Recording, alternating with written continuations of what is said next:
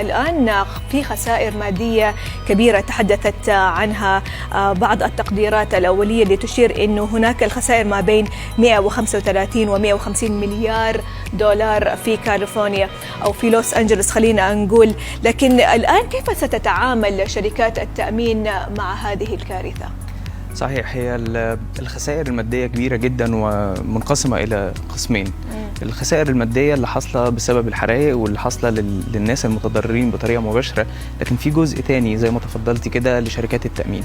طبعا هو معروف ان شركات التأمين اللي بتقوم بعملية التأمين على المنازل وعلى الأشخاص وعلى الهيلث كير عادة بيكون عندهم شركات ما يسمى بشركات إعادة التأمين، الري انشورنس كومبانيز.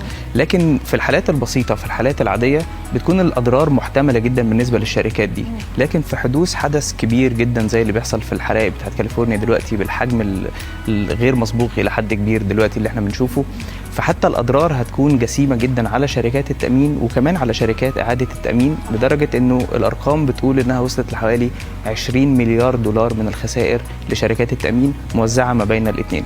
فطبعا دي هتكون خسائر عظيمة جدا للشركات الصغيرة وللشركات اللي بتقوم بعملية إعادة التأمين عليهم.